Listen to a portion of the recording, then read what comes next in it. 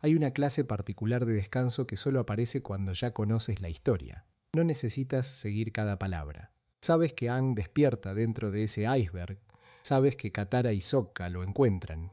Y esa certeza te suelta los hombros. Las voces te llegan como llegan las voces de una casa en la que viviste hace años, familiares antes de que entiendas lo que dicen. Puedes cerrar los ojos en mitad de un episodio y el mundo sigue girando sin ti, con sus bisontes voladores y sus templos de aire. Y cuando vuelves un momento a la superficie del sueño, todo sigue en su sitio. Ese es el consuelo de una serie que ya has visto. No pide nada, solo acompaña. Y sin embargo, debajo de esa calma, Avatar guarda una inquietud que rara vez se nombra. Sus creadores no la escribieron como una lucha entre el bien y el mal. Brian Konietzko lo dijo con sencillez, que el tema siempre es el equilibrio, no una batalla de buenos contra malos. Esta noche vamos a recorrer despacio los momentos en que la serie se atreve a ser incómoda, las veces en que un héroe hace daño, en que un enemigo tiene razón, en que la línea que separa lo correcto de lo cuestionable se vuelve fina como el humo. No para juzgarlos, solo para mirarlos con calma mientras te dejas caer. Piensa en lo que significa que una historia para niños se permita esa duda. Bienvenido a Ocaso. Aquí no hay prisa ni nada que resolver antes de dormir. Apaga lo que quede encendido, busca una postura que no pienses cambiar y deja que la voz haga el resto. No hace falta que sigas cada idea hasta el final.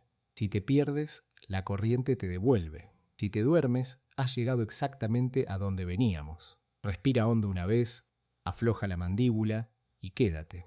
La noche es larga y tenemos todo el tiempo del mundo para pensar en un mundo que ya conoces de memoria.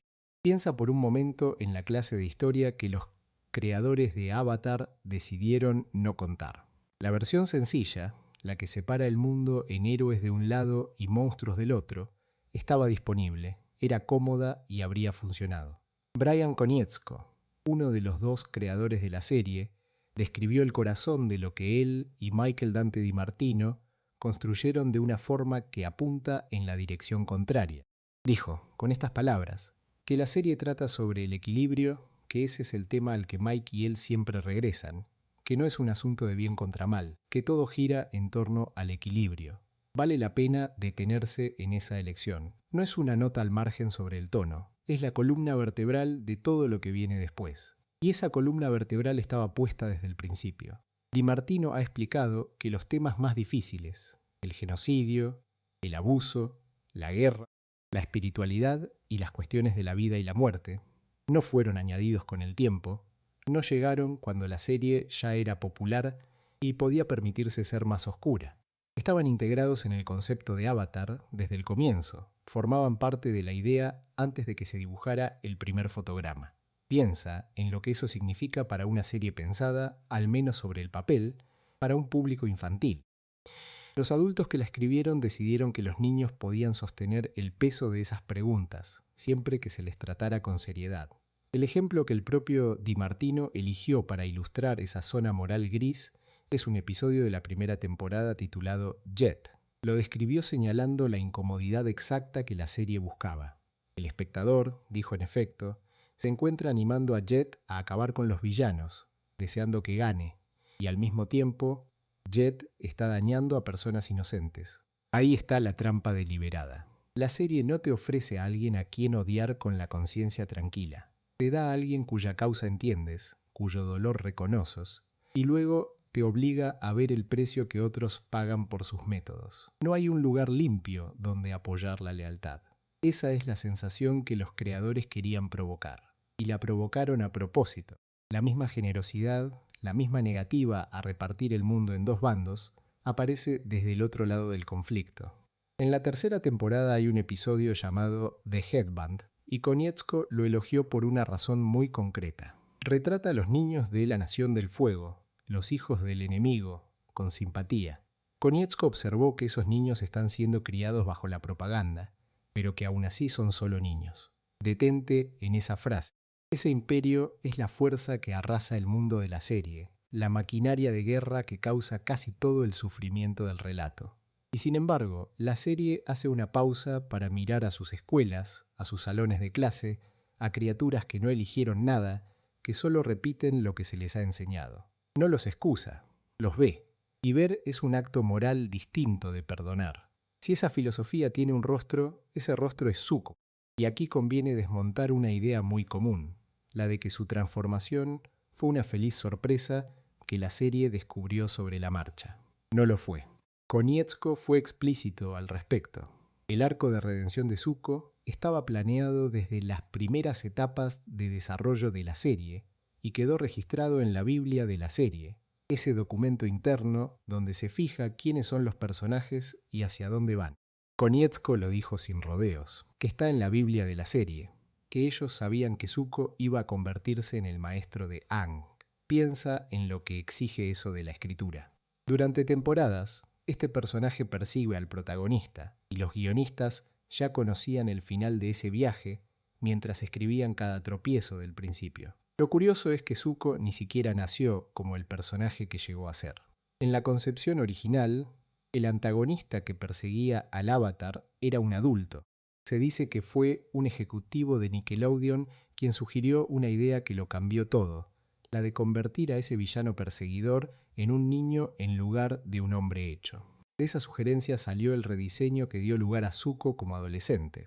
Y hay que reconocer el peso de esa decisión aparentemente pequeña. Un adulto que persigue por ambición es una cosa. Un adolescente que persigue porque cree que así recuperará el amor de su padre es otra completamente distinta. La redención solo se vuelve creíble, solo se vuelve necesaria, cuando el personaje es lo bastante joven para todavía poder cambiar de rumbo. Y luego está la cicatriz. Tanto define su imagen, no estuvo siempre ahí. Surgió de una pregunta directa que Konietzko hizo durante el desarrollo mientras rediseñaban al personaje. Preguntó, simplemente, si el personaje podía tener una cicatriz. Piensa en cuánto carga hoy ese detalle, cuánta historia lleva escrita en la piel, y en que empezó como una pregunta casi casual en una sala de trabajo. La marca de una herida que precede a todo lo que sabremos de él, un rostro que ya lleva la prueba de que algo terrible ocurrió antes de que la serie empiece. Esto, entonces, es el terreno sobre el que se levanta todo lo que sigue. Una serie que su propio creador definió por el equilibrio y no por el combate entre el bien y el mal.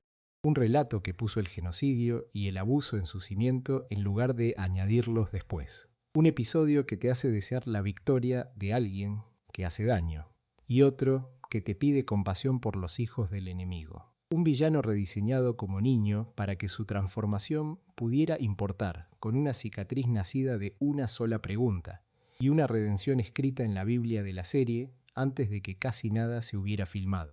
En los capítulos que vienen recorreremos las decisiones concretas, escena por escena, elección por elección. Pero todas ellas descienden de esta única idea, la de que una historia se vuelve más verdadera cuando se niega a facilitarte a quién odiar. En la casa del árbol, entre las copas del bosque donde los Freedom Fighters han construido su refugio, Jet recibe al equipo Avatar con la cordialidad de quien ya ha decidido que son útiles. Les cuenta que la Nación del Fuego se apoderó de un pueblo cercano del reino Tierra hace algunos años, y que desde entonces él y los suyos han estado emboscando a las tropas, cortando sus líneas de suministro. El objetivo que declara es limpio, casi noble en su enunciado: expulsar al enemigo de allí para siempre y liberar ese pueblo. Escuchado así, sin nada más, suena como la definición misma de la resistencia. Un grupo de jóvenes que perdieron sus hogares defendiendo a los que aún tienen uno. Y esa primera impresión no es un accidente. La escena de apertura la construye con cuidado. Vemos a los Freedom Fighters derrotar a una patrulla de la Nación del Fuego que Jet describe como apenas unos 20 hombres. Él explica que habían estado esperando toda la mañana la distracción adecuada y que el equipo Avatar se la proporcionó sin quererlo. Es una emboscada eficiente, planificada, paciente.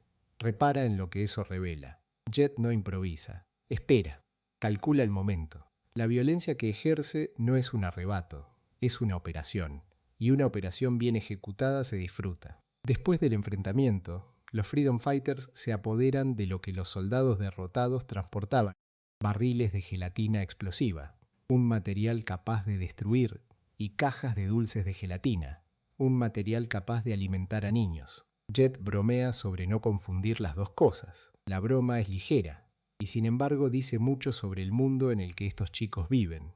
En su bodega conviven el explosivo y el caramelo, la herramienta de la guerra y el pequeño placer de la infancia que la guerra les negó.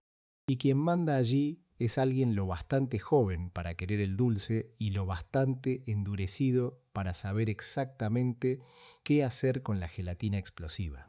¿De dónde viene esa dureza? El episodio también lo explica, y lo hace en el mismo refugio, con la voz de Jet. Sus padres fueron asesinados por la Nación del Fuego cuando él tenía 8 años. Se cuenta que el pueblo de Longshot también fue arrasado por soldados de la Nación del Fuego, aunque no queda claro si fueron exactamente esas mismas tropas. Al duque lo encontraron intentando robar comida a los propios Freedom Fighters, y se da a entender que nunca tuvo un hogar de verdad. Cada uno de estos chicos es una herida con forma de persona. No hay que forzar la compasión para sentirla. Un huérfano de 8 años, un pueblo reducido a cenizas, un niño que roba para comer. La causa de Jet no nace de una idea abstracta sobre la libertad. Nace de la pérdida, y la pérdida es real. Pero el episodio hace algo más interesante que pedirnos que simpaticemos. Nos muestra cómo esa pérdida se ha transformado en algo distinto. Jet recuerda la emboscada del día con una satisfacción visible. Destaca en particular el momento en que el duque se dejó caer sobre el casco de un soldado y lo cabalgó como a un mono cerdo salvaje. Lo cuenta como un punto de orgullo. Y ahí conviene detenerse.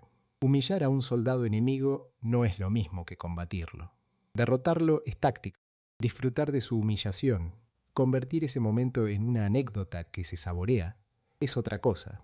Es el instante en que la resistencia deja de mirar hacia su objetivo, liberar el pueblo, y empieza a mirar hacia el enemigo, a necesitarlo, a nutrirse de él. La guerra ha dejado de ser el medio. Se ha vuelto, en parte, el fin. Todo lo anterior es defendible. Emboscar patrullas, cortar suministros, incluso celebrar una victoria. Son actos que caben dentro de cualquier definición razonable de una lucha de liberación. Lo que viene a continuación no cabe en ninguna. Más adelante en el episodio, Jet engaña a Aang y a Katara. Les pide que usen su control del agua para llenar un embalse detrás de una presa y les dice que el agua servirá para combatir incendios forestales. Es una mentira construida sobre una verdad emocional que ellos ya conocen: el fuego como amenaza, el fuego como el arma del enemigo. Los dos jóvenes maestros del agua colaboran de buena fe. No saben que están cargando un arma, porque el verdadero plan de Jet es destruir esa presa y usar el agua acumulada para inundar el pueblo del Reino Tierra, ocupado por la Nación del Fuego que se encuentra debajo. El pueblo se llama Gaipan, y aquí es donde la lógica del Freedom Fighter se quiebra por completo. Gaipan no es una guarnición militar, es una ciudad ocupada. Bajo la ocupación viven soldados de esa nación, sí, pero también viven los habitantes del Reino Tierra, la misma clase de personas que Jet dice querer liberar. Su plan no distingue entre unos y otros. El agua no distingue. Una inundación no elige a quién ahoga. Es Sokka quien descubre el verdadero plan. Comprende que Jet pretende inundar Gaipan y matar a todos los que hay dentro, incluidos los civiles, con tal de eliminar la guarnición de la Nación del Fuego estacionada allí. Y cuando lo descubre, los Freedom Fighters lo capturan para impedir que avise a nadie. Fíjate en lo que ese último gesto significa. En el momento en que un aliado potencial amenaza con salvar vidas inocentes, deja de ser aliado y pasa a ser obstáculo. La causa se ha vuelto tan absoluta que ya se defiende contra la compasión misma. Y esa es, en el fondo, la pregunta que el episodio coloca sobre la mesa sin resolverla por nosotros. Jet quiere liberar el pueblo. Para lograrlo, planea destruir el pueblo. Quiere expulsar a la Nación del Fuego para salvar a la gente del Reino Tierra. Y su método consiste en ahogar a esa misma gente junto con el enemigo. La contradicción no es un descuido del guión, es el punto. En algún tramo del camino, entre la muerte de sus padres a los 8 años y el embalse detrás de la presa, el objetivo declarado, liberar a los civiles, y el método elegido, matarlos, dejaron de estar en conflicto en su cabeza. Los daños que él sufrió se convirtieron en la medida de los daños que estaba dispuesto a causar. Mi opinión, y la ofrezco como opinión, es que el episodio es cuidadoso en no convertir a Jet en un monstruo. Le da un motivo real, una herida real, una causa que en su enunciado es justa. Lo que hace, en cambio, es mostrar el punto exacto en que una táctica se convierte en un crimen. No es cuando se recurre a la violencia. Es cuando el sufrimiento de aquellos a quienes se dice proteger deja de ser un límite y pasa a ser un precio aceptable. En Gaipan, con el agua ya reunida detrás de la presa y Sokka atado para que no hable, ese límite ya se ha cruzado. El episodio comienza no con una batalla, sino con un sueño. Aang le cuenta a Katara que ha tenido una pesadilla en la que estaba en el estado avatar, pero se veía a sí mismo desde fuera de su propio cuerpo, observándose como si fuera otra persona, y aquello le resultaba aterrador. Considera un momento lo que significa esa imagen antes de que empiece la verdadera trama del capítulo. Un niño que teme la parte más poderosa de sí mismo. No teme al enemigo, ni al fuego, ni a la muerte que lo persigue desde hace un siglo. Teme el momento exacto en que deja de ser él para convertirse en un instrumento de una fuerza mayor, y ese miedo, colocado en los primeros segundos de la temporada, es la llave que abre todo lo que vendrá. Antes de partir hacia el sur, el grupo recibe regalos que parecen pequeños y que la historia guardará para más adelante. El maestro Pakku entrega a Katara un frasco, un amuleto que contiene agua del oasis espiritual, y le explica que esa agua posee propiedades únicas y que no debe perderla. A Aang le da pergaminos de agua control, pero acompaña el regalo con una advertencia que conviene escuchar despacio. No existe sustituto para un maestro de verdad. Pakku, que enseña con severidad, entrega herramientas y al mismo tiempo señala los límites de esas herramientas. Un pergamino no es un maestro. Un frasco de agua no es una cura garantizada. Son objetos que esperan un momento, y el que sabe esperar es la propia historia. El rumbo lo marca el propio Aang, que convence a Katara y Sokka de poner proa hacia el Polo Norte en busca de un maestro de agua control. El maestro Pakku les dice, antes de partir, que vuelen hacia una base del Reino Tierra situada al este de la tribu Agua del Norte, donde un general llamado Fong les dará una escolta hasta Omashu, para que Aang pueda entrenar con el rey Bumi. Ese es el plan sencillo y prudente. Ir a un lugar seguro, encontrar a un aliado, continuar hacia un maestro. La ruta de un niño que todavía tiene mucho que aprender y de los adultos que intentan protegerlo mientras aprende. Lo que ocurre en esa base, sin embargo, no se parece en nada a la prudencia con la que fue trazado el camino. El general Fong los recibe con una cortesía que enseguida resulta inquietante por lo excesiva. Los saluda a todos por su nombre, uno por uno. Saluda a Appa, saluda a Momo, llama valiente a Sokka y a Katara la llama nada menos que la poderosa Katara. Escucha cómo suena eso. Un general de guerra que conoce el nombre del bisonte volador y del lémur, que reparte títulos como quien reparte medallas antes de que nadie haya hecho nada. La adulación es una forma de estrategia. Cuando alguien te nombra con tanto cuidado, cuando te reconoce y te engrandece, está preparando el terreno para pedirte algo. Fong no recibe a unos viajeros cansados, recibe a un arma que todavía no sabe que lo es, y la rodea de halagos para que baje la guardia. El argumento que Fong construye es peligroso precisamente porque no es absurdo. Cita un hecho real y reciente. Aang, dice en efecto, aniquiló él solo una flota entera de la Armada del Fuego en el Polo Norte. Para el general, eso basta como prueba. Si un niño puede destruir una flota completa, entonces ese niño ya está listo para enfrentarse al Señor del Fuego ahora mismo, sin más entrenamiento, sin más demora, sin más viaje hacia maestros lejanos. La lógica es limpia, y por eso es tramposa. Toma un solo acontecimiento, lo aísla de todo lo demás, y de él extrae una conclusión enorme. Fong no pregunta cómo ocurrió aquella destrucción. No pregunta si Aang la controlaba o si simplemente sucedió a través de él. Solo ve el resultado y quiere repetirlo a voluntad. De ahí nace la propuesta que da nombre a todo el episodio. Fong quiere usar a Aang como arma.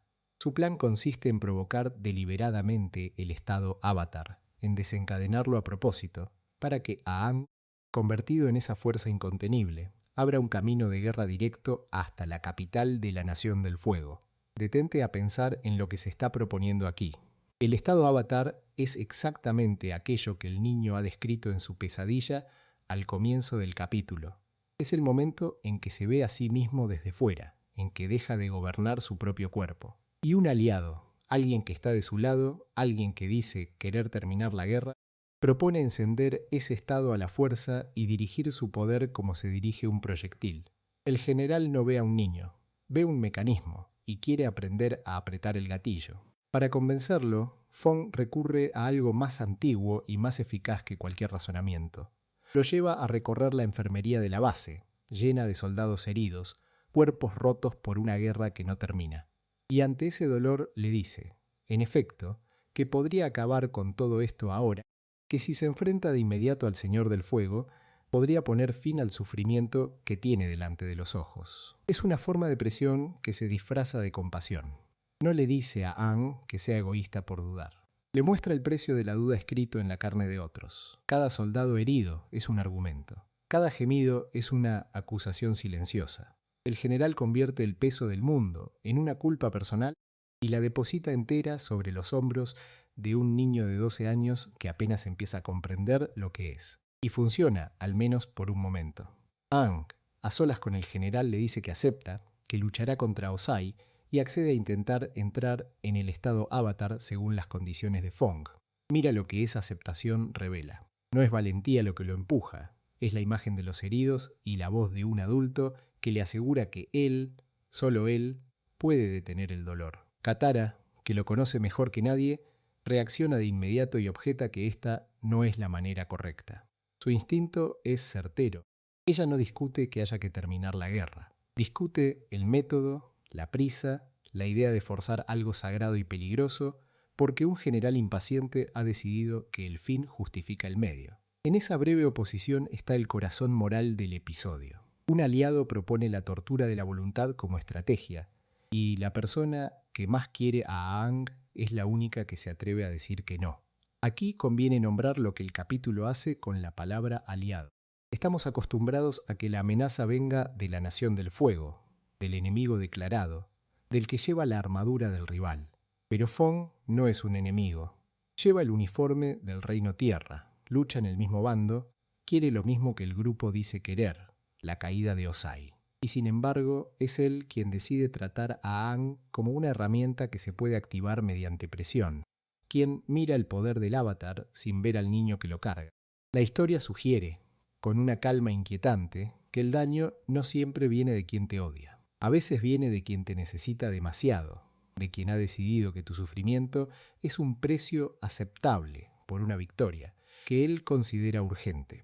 Y mientras esa presión se cierra sobre Aang en la base del Reino Tierra, el episodio nos lleva a un barco muy distinto, donde otra clase de voluntad se ejerce sin la menor duda. En una escena aparte, una princesa interroga al capitán de su nave sobre si son las mareas las que mandan en ese barco. La pregunta, ya respuesta que no le conviene, amenaza con arrojarlo por la borda y luego ordena ella misma que la nave sea llevada a puerto. Colócala junto a la escena del general. Fong presiona a un niño disfrazando su exigencia de compasión y de halago. La princesa presiona a un hombre adulto sin disfraz alguno, con la amenaza desnuda. Dos maneras de doblegar a otro para conseguir lo que se quiere. Una envuelta en cortesía y otra en frío desprecio. El episodio abre así el mapa de su segunda temporada, colocando a un lado y otro figuras que comparten un mismo rasgo. Creen que la voluntad ajena es un obstáculo que se aparta, y no una frontera que se respeta. Hay un episodio en la primera temporada que muchos aficionados recuerdan con cierta incomodidad, el 11º de la serie, titulado La Gran División. Pertenece al libro 1, el del agua, y suele quedar en la memoria como uno de los capítulos menores, esos que la gente salta cuando vuelve a ver la historia entera. Y sin embargo, si uno lo mira despacio, encuentra en él una de las declaraciones más extrañas que la serie hace sobre sí misma, sobre lo que cree acerca de la verdad y de para qué sirve contar historias. No es un capítulo sobre una batalla ni sobre un maestro de un elemento. Es un capítulo sobre dos versiones de un mismo hecho y sobre lo que ocurre cuando alguien decide inventar una tercera. La premisa es sencilla. Dos tribus, los Sang y los Ganjin, deben cruzar un cañón llamado la Gran División mientras huyen de un ejército de la Nación del Fuego que avanza hacia ellos, en su camino hacia Ba Sing Se. El cruce no es fácil, y para hacerlo cuentan con un guía capaz de moldear la tierra del cañón. Pero el guía es atacado por una de las criaturas que habitan el lugar, una de esas bestias que la serie llama cangrejos del cañón, y el ataque le rompe los dos brazos. Sin sus brazos no puede controlar la tierra, y sin su control, las dos tribus quedan a merced del terreno. Así que la tarea de guiarlas a través del cañón recae sobre Aang y sus compañeros, que de pronto se encuentran cargando con algo mucho más pesado que la geografía, porque lo que separa a estas dos tribus no es el cañón, es un rencor de 100 años. Y aquí la serie hace algo inteligente, algo que merece atención.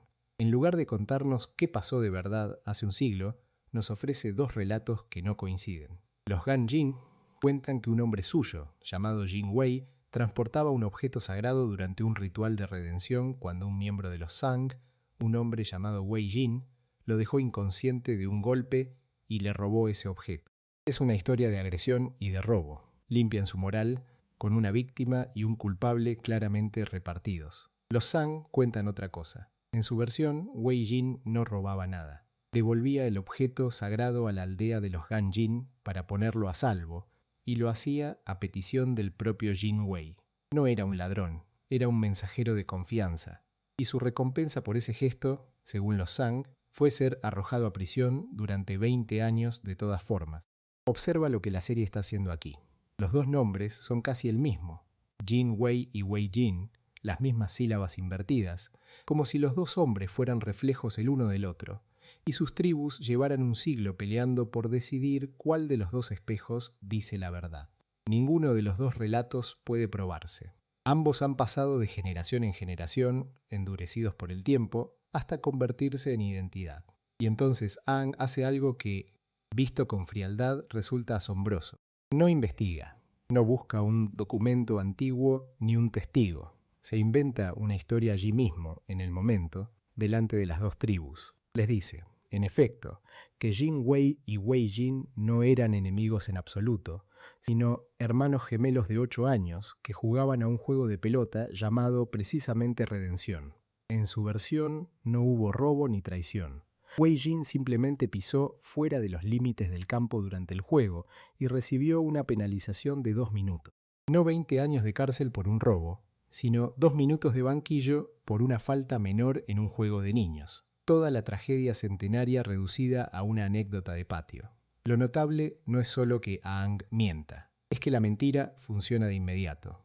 Las dos tribus aceptan su relato tal cual, sin pedir pruebas, sin señalar las evidentes contradicciones con todo lo que ellos mismos habían sostenido durante 100 años. Se abrazan como pueblos reconciliados y abandonan la rivalidad en el acto. Un siglo de odio se disuelve, porque un chico de 12 años les ofreció una historia más cómoda de creer.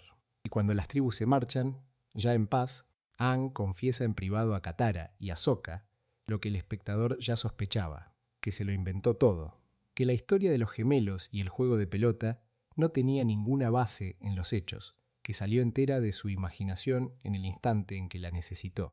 Aquí es donde el capítulo se vuelve interesante de verdad, y donde conviene detenerse a pensar en lo que la serie está diciendo, porque la reacción de Katara ante la confesión no es de reproche. No hay una lección sobre la honestidad, no hay un gesto de preocupación por lo que acaba de ocurrir. Katara aprueba. La serie, que en tantos otros episodios se toma la molestia de castigar el engaño y de premiar la sinceridad, aquí decide que la mentira de Aang fue correcta. Y esa aprobación es más reveladora que la mentira misma. Ahí hay una apuesta arriesgada. La serie está sugiriendo que, ante dos verdades irreconciliables que solo sirven para alimentar el odio, una ficción amable puede ser más útil que cualquiera de las dos. Que el valor de una historia no está siempre en su exactitud, sino en lo que permite hacer a quienes la escuchan. Aang no resuelve el conflicto averiguando qué pasó.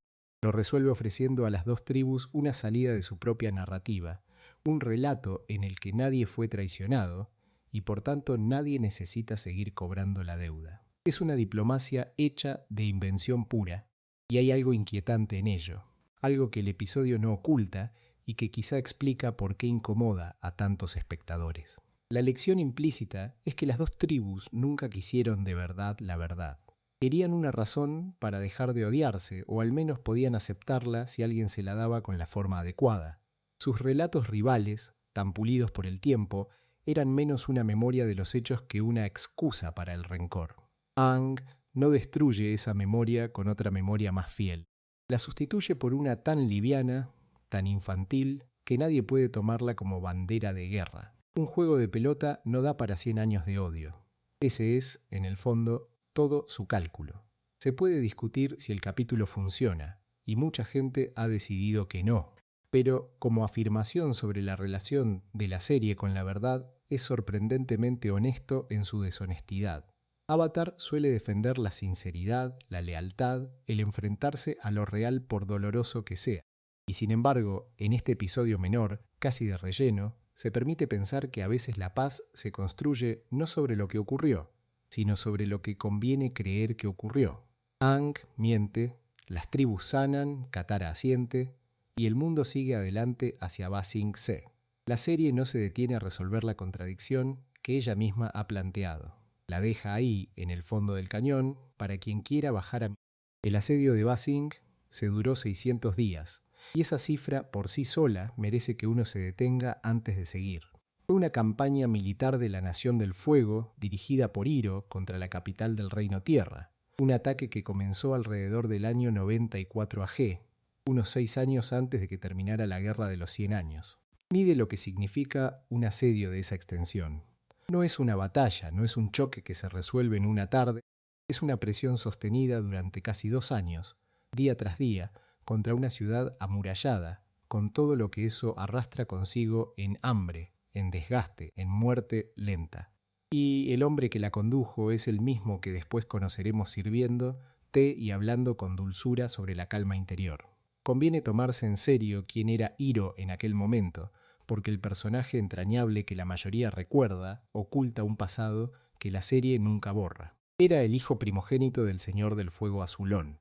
Era el príncipe heredero, el heredero aparente al trono, el primero en la línea de sucesión de una nación en guerra. Y era un general condecorado, alguien cuyo prestigio militar no era un rumor sino un hecho reconocido. Durante aquel asedio logró algo que nadie había conseguido en toda la historia de la ciudad. Fue la primera persona en romper la muralla exterior de Ba Sing Se. Repara en la magnitud de eso. Generaciones de comandantes se habían estrellado contra esa muralla, y él la atravesó. La capital que se creía inexpugnable ya no lo era del todo. Y sin embargo, la historia no termina en ese triunfo, y ahí está la fractura que define todo lo demás. Antes de que Iroh pudiera romper la muralla interior, su único hijo, Lu Ten, murió en el frente del asedio. No en una emboscada lejana, no en un accidente, sino en la línea misma de combate de la guerra que su padre estaba librando. El hombre que había abierto la muralla exterior no pudo abrir la siguiente, y la razón no fue militar, fue humana. Tras la muerte de Lu Ten, Iroh perdió la voluntad de luchar. Abandonó el asedio, se retiró. Vale la pena quedarse con la palabra retirada, porque para la nación que servía no fue un duelo comprensible, sino una deshonra. Un general antes condecorado, el heredero al trono, se marchaba del sitio más importante de la guerra sin haberlo tomado. En la lógica de la Nación del Fuego, esa clase de nación, que mide el valor de un hombre por lo que conquista, dejar Ba Sing se equivalía a caer. Y hubo quien supo aprovechar esa caída. Ozai, el hermano menor de Iroh, usó el fracaso del asedio para pedirle al Señor del Fuego Azulón que despojara a Iroh de su derecho de nacimiento como príncipe heredero. Lo interesante, y lo que la serie deja deliberadamente sin cerrar, es que Azulón nunca anunció oficialmente ningún cambio en la sucesión antes de morir. De modo que la traición quedó suspendida en el aire, insinuada, jugada como una carta, pero nunca resuelta del todo por la vía formal. La ambición de Ozai encontró en el dolor de su hermano una grieta por donde entrar. Ahora bien, hay otra parte del pasado de Iroh que complica cualquier lectura sencilla de él como conquistador arrepentido, y es el origen de su título. Se le conocía como el Dragón de Occidente. Públicamente, ese nombre venía de la afirmación de que había matado al último dragón del mundo. Es la clase de proeza que una nación guerrera celebra, la caza definitiva, el trofeo que ningún otro podría igualar. Salvo que era mentira, Iroh había sido entrenado en secreto por los dos últimos dragones que quedaban con vida, Ran y Shao. y mintió sobre haber matado a uno precisamente para protegerlos y para poner fin a las cacerías de dragones de la Nación del Fuego. Piensa en lo que esa mentira revela. El mismo hombre que dirigía un asedio brutal usaba su prestigio como arma en la dirección contraria, dejando que su gente creyera que era un cazador para que dejaran de cazar. Había ya, dentro del general, una voluntad de engañar a su propia nación para salvar algo vivo. La contradicción no es un defecto del personaje, es el personaje. Y sobre esa contradicción es donde la serie decide, en un solo episodio, reconciliar al general con el hombre en quien se convierte. Ocurre en Cuentos de Ba Sing Se, un episodio que reparte su tiempo entre varias historias pequeñas, y el fragmento dedicado a Iroh es de una quietud que corta la respiración. Es el día que habría sido el cumpleaños de Lu Ten.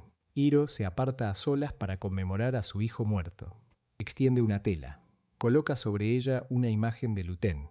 Enciende incienso con su fuego control. Ese mismo poder que en el frente servía para destruir murallas, aquí reducido al gesto más íntimo posible, encender una brasa de recuerdo. Y le habla. Le dice, en efecto, feliz cumpleaños, hijo mío, y añade que ojalá hubiera podido ayudarlo. Es, en esencia, lo que dice. Si tan solo hubiera podido ayudarte. Quédate en esa frase, porque contiene todo el peso del asedio sin nombrarlo. El hombre que abrió la muralla exterior, el que ninguna defensa de la historia de la ciudad había logrado detener, el general condecorado, se reduce a un padre que no pudo hacer la única cosa que importaba. No pudo ayudar a su propio hijo. Toda la maquinaria militar, todo el prestigio, toda la línea de sucesión, no valieron nada frente a esa impotencia. Y la serie no subraya la ironía. La deja reposar, en voz baja, en la penumbra de una habitación con una imagen y un poco de humo de incienso. Después, Iroh canta. La canción se llama Hojas de la vid, y su letra habla de hojas que caen desde la enredadera, cayendo despacio, y de un pequeño soldadito al que se le pide que vuelva a casa marchando. Pequeño soldado, vuelve a casa. La elección de esa imagen no es casual. El hijo que murió en el frente es el soldadito que nunca marchó de vuelta, y el padre le canta una canción de cuna a alguien que ya no puede escucharla. Mientras canta, su voz se quiebra. Rompe a llorar antes de terminar. No hay discurso, no hay explicación, no hay una moraleja pronunciada en voz alta. Solo un anciano que no logra llegar al final de una canción. En mi opinión, y lo digo como opinión, ahí está la respuesta de la serie a la pregunta difícil, la que muchos espectadores prefieren no formular. ¿Cómo se reconcilia al mentor amado con el general responsable de un asedio de 600 días? La serie no lo absuelve, no borra la muralla exterior, ni finge que el asedio no ocurrió ni convierte su retirada en heroísmo. Lo que hace es mostrar el precio exacto que pagó por dejar de ser aquel hombre, y ese precio tiene un nombre, Lu Ten. La sabiduría que después reparte con tanta calma no le llegó como un don, le llegó como la única salida posible de un dolor que lo vació de su voluntad de luchar. El té, la paciencia, la ternura hacia un sobrino perdido, todo eso creció en el hueco que dejó su hijo. Y esa es, quizá, la razón por la que el personaje se sostiene cuando tantos arcos de redención se derrumban. La redención de Iroh no es una conversión repentina ni un perdón regalado. Es lo que queda de un conquistador después de que la guerra le quitara lo único que había querido conquistar de verdad, que era un futuro para su hijo. El general abrió una muralla que nadie había abierto. Lo que no pudo abrir fue la puerta que le habría devuelto a Lu Ten, y pasó el resto de su vida aprendiendo a vivir del otro lado de ese silencio. La historia comienza, como tantas cosas en esta serie, con una visita del pasado. Roku se aparece ante Aang y le dice, en efecto, que ha llegado el momento de que conozca su historia con el Señor del Fuego Sozin. Le indica que se reúna con él en la isla natal de Roku el día del solsticio de verano. Es una cita extraña, porque hasta ese momento Aang ha pensado en Roku sobre todo como una fuente de sabiduría, una voz serena que aparece cuando el equilibrio se rompe. Ahora Roku no ofrece consejo, ofrece una confesión, y conviene detenerse en eso desde el principio, porque el capítulo entero está construido sobre la idea de que el avatar más venerado por Aang tiene algo que necesita admitir. Cuando Aang y Katara llegan a esa isla, no encuentran un santuario, encuentran ceniza. Toda una aldea, cientos de casas, sepultada por completo bajo una capa gris. La imagen es sobria y terrible a la vez. Un pueblo entero borrado del mundo, sin que quede casi nada por leer sobre él. La serie no explica de inmediato lo que ocurrió allí.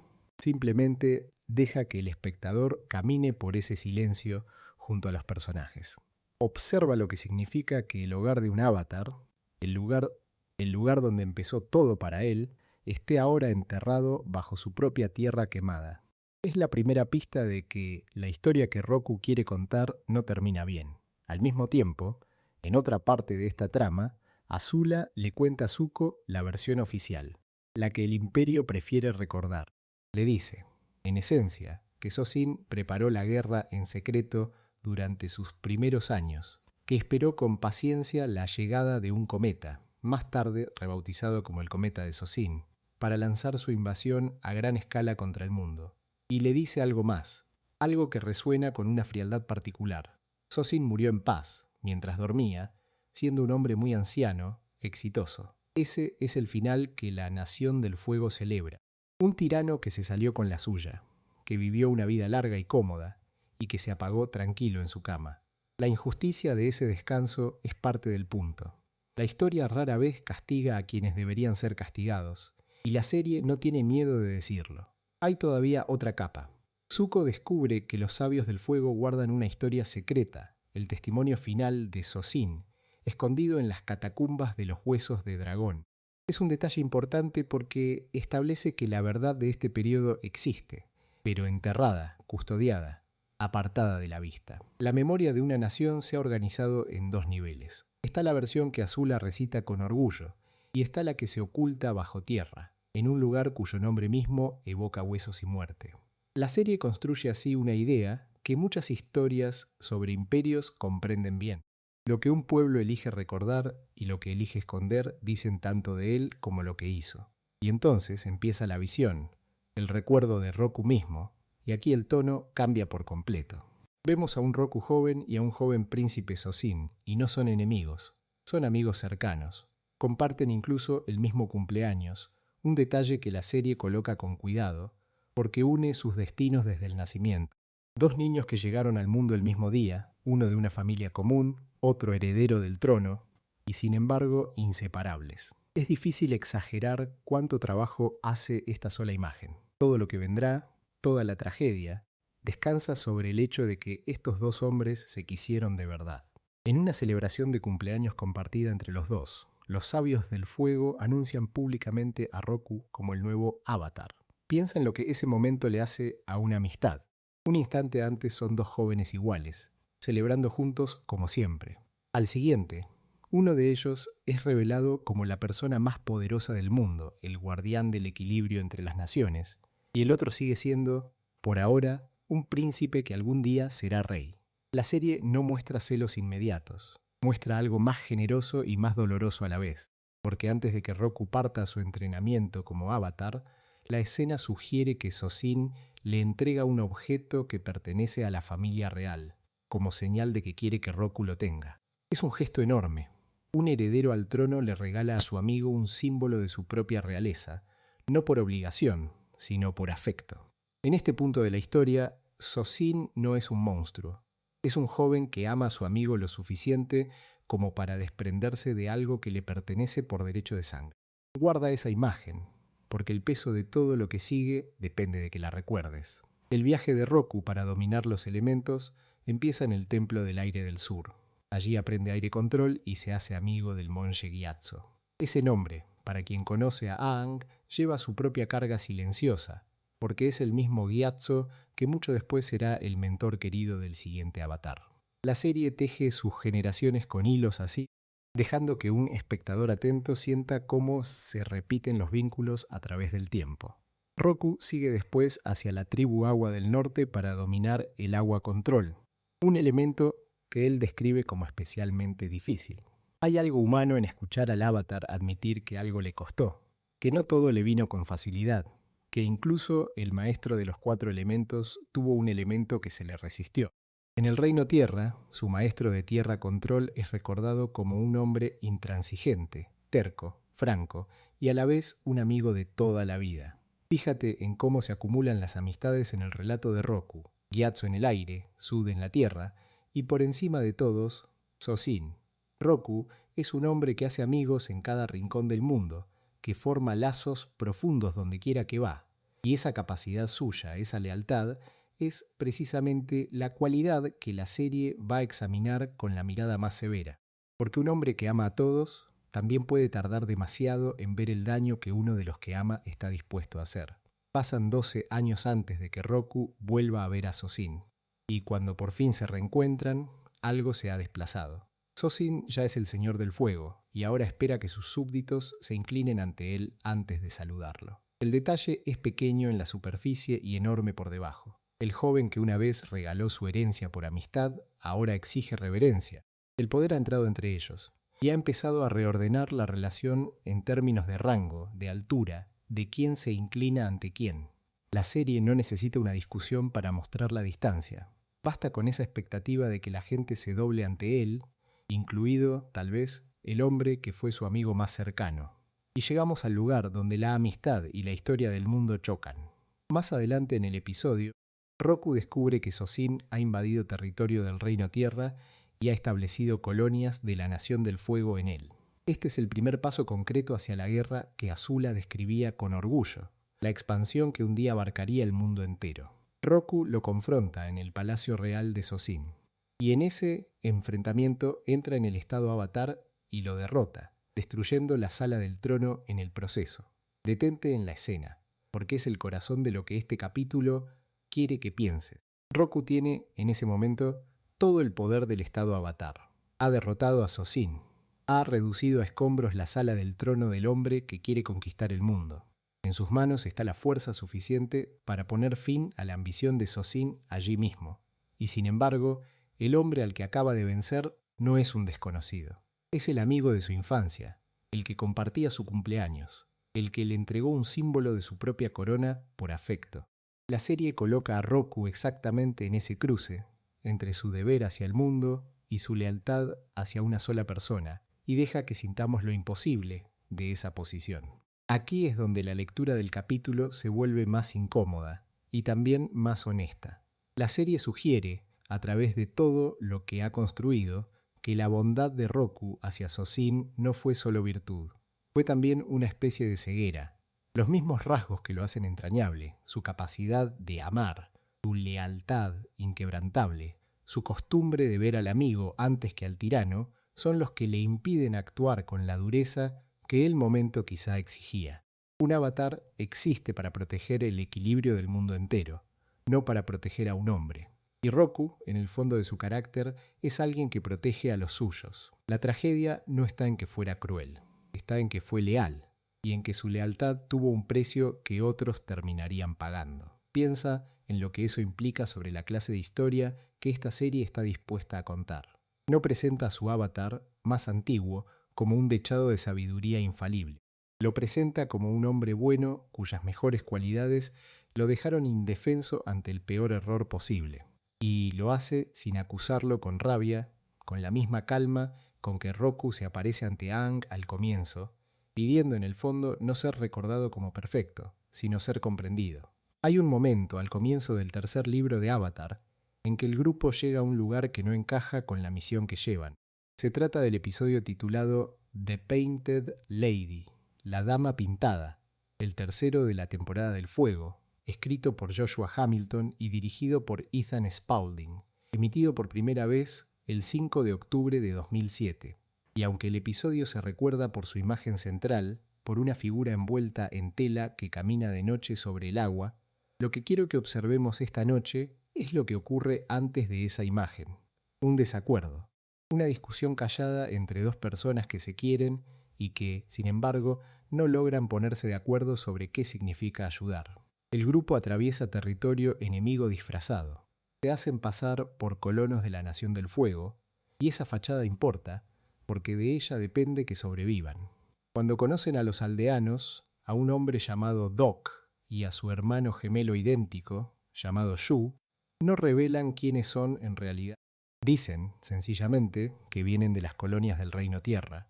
Es una mentira defensiva, una máscara que los protege. Y conviene guardar esa idea, la de la máscara, porque el episodio entero gira alrededor de ella. Todos aquí, de un modo u otro, terminan escondidos detrás de una identidad que no es la suya. La aldea que encuentran, Shang-Hui, está muriéndose despacio. Doc lo explica sin dramatismo, casi con resignación. Cuenta que hace unos pocos años una fábrica del Ejército de la Nación del Fuego, una fábrica que produce metal, se instaló en la zona y empezó a ensuciar el río. La palabra que usa, en su sentido llano, es que la fábrica fue atascando y contaminando las aguas. Y como se trata de un pueblo pesquero, un pueblo que vive de lo que el río les da, esa contaminación no es un inconveniente lejano, es hambre. Es una comunidad entera luchando por sobrevivir mientras el agua de la que dependen se envenena río arriba, en un lugar que ellos no pueden tocar. Katara mira eso y su respuesta es inmediata. Dice que tienen que hacer algo para ayudar. No lo plantea como una posibilidad ni como un debate, sino como una obligación evidente, algo que no requiere discusión. Para ella, ver el sufrimiento y no actuar son casi la misma cosa. Y aquí es donde el episodio hace algo poco común en una serie animada para jóvenes. En lugar de darle la razón enseguida, pone frente a ella a Aang y le deja decir que no, porque Aang se niega. Le responde que no pueden perder el tiempo allí, que tienen una misión más grande en la que necesitan mantenerse concentrados, y que esas personas están solas. Están por su cuenta, dice. En efecto, piénsalo por un momento, porque es Aang quien lo dice. El niño cuya bondad ha definido cada episodio anterior, el que suele ser la brújula moral del grupo, es quien esta vez pronuncia las palabras frías. Y la serie hace eso a propósito. Invierte los papeles que conocemos para obligarnos a mirar el problema de verdad, sin apoyarnos en quién suele tener razón. La discusión sube de temperatura. Katara lo acusa de ser frío y sin corazón por darle la espalda a unos aldeanos que se mueren de hambre. Es una acusación dura y Aang no la acepta. Le contesta que no está dando la espalda, que solo está siendo realista. Dice que no pueden andar ayudando a cada pueblito insignificante con el que se cruzan en el camino, y que la manera de ayudarlos a todos es derrotar al Señor del Fuego. Y aquí está lo interesante. Aang no es cruel. Su argumento tiene una lógica entera detrás. Si detienen la guerra en su raíz, si logran lo que vinieron a lograr, entonces salvan no una aldea, sino todas las aldeas a la vez. Su mirada está puesta en lo grande, en lo estructural, en la causa de todos los ríos envenenados en lugar de este río en particular. Es en ese punto cuando Toph interviene, y su intervención cambia el tono. Les advierte que bajen la voz al hablar de derrotar a Ozai, porque se están moviendo por territorio enemigo, disfrazados de colonos de la Nación del Fuego. Es un detalle pequeño y sin embargo lo dice todo. La discusión moral que están teniendo es un lujo peligroso. No pueden ni siquiera alzar la voz para discutir sobre el bien y el mal, porque una sola frase escuchada por la persona equivocada podría delatarlos y terminar con todo. La máscara vuelve a imponerse sobre la conciencia. Deben susurrar sus principios. Sokka se pone del lado de Aang y lo hace con el argumento del tiempo. Le pide a Katara que sea razonable, porque la misión tiene que ir primero, y no habla en abstracto. Recuerda que al grupo le quedan apenas unas pocas semanas para llegar hasta Ozai a tiempo para la invasión que están planeando. Menciona además el detalle del que depende todo ese plan, el eclipse en el que confían, que dura solamente 8 minutos. 8 minutos. Toda la estrategia, todas las vidas que cuelgan de esa operación se reducen a una ventana diminuta que no volverá a abrirse. Ante ese peso, quedarse a curar un río empieza a parecer no una bondad, sino una irresponsabilidad. Y Katara cede. Esto es lo que rara vez se comenta de la escena. No estalla, no impone su voluntad a gritos, no gana la discusión. Cede. Dice, con desgana, algo así como que supone que tienen razón y añade que consigan lo que necesitan y se vayan. En voz alta la misión gana, el pragmatismo gana. El grupo, en apariencia, queda unido detrás de la decisión de seguir adelante y no involucrarse. Si el episodio terminara aquí, sería la historia de una joven que aprende a subordinar su corazón a un objetivo mayor. Pero entonces algo enferma, y ese algo es Appa. Después de haber estado en el río contaminado, el bisonte cae enfermo. Su lengua se pone morada, una señal visible del veneno que corre por esas aguas, y le preguntan a Katara si puede curarlo. Fíjate en cómo el episodio construye esto. El agua envenenada, que hasta ahora era el problema abstracto de unos desconocidos, entra de golpe en el círculo íntimo del grupo. Ya no es la aldea la que sufre por el río, es Appa, uno de los suyos tendido y enfermo por la misma causa. La contaminación deja de ser una noticia lejana y se vuelve algo que pueden tocar, algo que amenaza a alguien a quien aman. Y ahí está la semilla de todo lo que viene. Katara ha aceptado con la boca lo que su conciencia nunca aceptó. Ha dicho las palabras de la sensatez, ha concedido ante Sokka, ha dejado que la misión tenga la última palabra en voz alta. Pero rendirse en una discusión no es lo mismo que cambiar de opinión. Lo que hace, según sabemos por lo que ocurre después de la escena que recoge la transcripción, es actuar sola y en secreto. De noche se disfraza. Toma la identidad de la dama pintada, un espíritu del río local, una figura venerada por esa gente, y con esa máscara empieza a curar a los enfermos y a dejar comida para la aldea de Yang Hui. Y lo hace sin que los aldeanos sepan quién es en realidad. Y, sobre todo, lo hace sin decírselo a Aang, contra su objeción explícita de que esta no era su lucha. Detente un momento en lo que hay detrás de esa imagen, porque es más incómodo de lo que su ternura sugiere. Katara es la heroína. Su causa es buena. Nadie que mire el episodio duda de que curar a los hambrientos es lo correcto. Y sin embargo, para hacerlo, elige el engaño en dos direcciones a la vez. Engaña a los aldeanos, dejándoles creer que un espíritu ha vuelto a protegerlos cuando quien los protege es una niña con un cántaro de agua. Y engaña a su propio grupo, actuando de noche, a escondidas, precisamente en contra de lo que se había acordado a la luz del día. Ha reprochado a Aang que fuera frío, y su respuesta a esa frialdad no es convencerlo, sino esquivarlo. Toma una decisión que afecta a todos: la seguridad del grupo, el tiempo que les queda, el disfraz del que depende su supervivencia, y la toma sola. La serie es lo bastante honesta como para no limpiar esa contradicción. Katara se ha puesto una máscara, igual que el grupo entero se puso la máscara de colonos de la Nación del Fuego para sobrevivir. Solo que la suya no es defensiva. La suya es la máscara de quien decide que su juicio moral vale más que el acuerdo al que llegó con las personas en las que confía. Hay algo profundamente admirable en ello, la clase de compasión que no puede quedarse quieta ante el sufrimiento. Y hay algo, al mismo tiempo, que debería inquietarnos un poco, porque es exactamente así como razona cualquier persona que decide, por su cuenta, que sabe mejor que los demás lo que hay que hacer.